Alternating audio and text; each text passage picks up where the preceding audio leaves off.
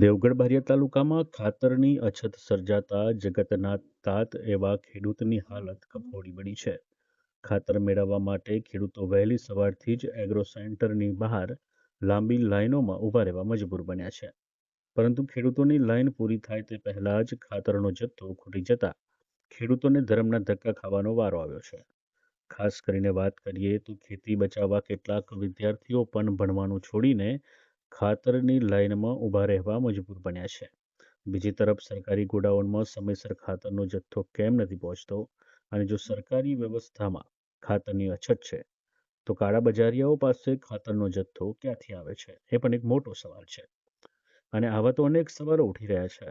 ખેડૂતોની દહેશત એ છે કે જો આગામી 2-3 દિવસમાં ખાતર નહીં મળે તો ઊભા પાકને નુકસાન થઈ શકે છે અને પાક નિષ્ફળ જવાની ભીતિ પણ સેવાઈ રહી છે. ત્યારે સવાલ એ છે કે જો ખેડૂતોની આ મુશ્કેલીઓનો અંત હવે ક્યારે આવશે અને તંત્ર દ્વારા ખાતરની પૂરતી વ્યવસ્થા ક્યારે કરવામાં આવશે? શું નામ છે તમારું? બાબર રાજુભાઈ નરવત. તમે અહીંયા ખાતર લેવા કેટલા દિવસથી આવો છો? 2 દિવસથી. કેટલા વાગ્યાના આવ્યા છો ખાતર લેવા? સવારે 6 વાગે. તો ખાતર મળ્યું તમને? ના, નથી મળ્યું હજી. શું લાગે તમને ખાતર મળશે ખરું? હવે મળવા પાત્ર નથી, લગભગ પૂરું થઈ જશે એમ લાગે છે. અને ખાતર નહીં મળે તો કેવી હાલત થાય તમારી? અમારે ખેતી બગડે. શું નામ છે તમારું? શર્મિતાબેન ફતેસિંહભાઈ. કયા ગામથી આવો છો? ડોખડી ગામથી. તમે ખાતર લેવા માટે આવ્યા છો? હા. અભ્યાસ કરો છો તમે? હા, કરી. તો અહીં ખાતર લેવા તો અભ્યાસ બગડતો નથી?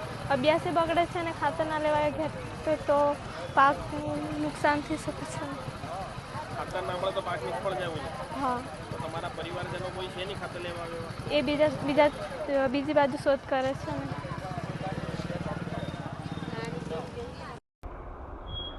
અહીંયા જે ખાતર આપવામાં આવે છે એ ખાતર સમયસર મળતું નથી એવું કહેવાય રહ્યું છે ખેડૂતોને, તો એ બાબતે શું કહેશો? ખેડૂતને સમયસર ખાતર નહીં મળવાનું કારણ એ છે કે મતલબ આપણે સ્ટોક પૂરતો મતલબ આવે છે અથવા તો લેટ આવે છે, બરાબર છે.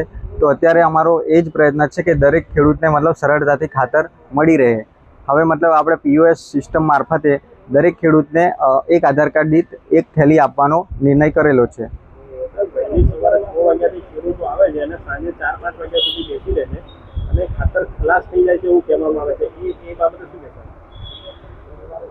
મતલબ આપણે જેટલો સ્ટોક આવે છે એ જ મતલબ દરેક ખેડૂતને આપીશું, બરાબર.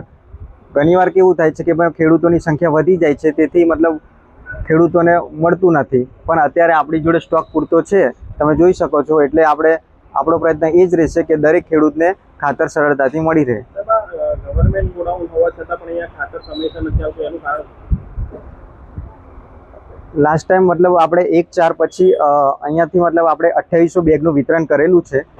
જે રીતના મતલબ સ્ટોક આવે છે એ રીતના આપણે ખેડૂતો સુધી પહોંચાડીએ છીએ. ખાનગી જે પ્રાઇવેટ જે અહીંયા હોલ્ડર છે એગ્રો સેન્ટરવાળા, એમને ખાતર મળી રહે છે અને અહીંયા ગોડાઉનમાં નથી આવતું, એનું કારણ શું? એમાં કંઈક વહાલા દવલાની નીતિ અપનાવવામાં આવે છે કે શું? ના, એટલે અત્યારે ખેતીવાડી ખાતું સક્રિય રીતે મતલબ કાર્યરત છે. કોઈ બી મતલબ પ્રાઇવેટ ખાતર વિક્રેતાઓને બી ત્યાં બી અમારી તપાસ ચાલુ જ છે, જેથી કોઈ મતલબ હેરફેર ના થઈ શકે. એટલા માટે પૂરા જિલ્લામાં ખેતીવાડી ખાતું સક્રિય રીતે કાર્યરત કરે છે.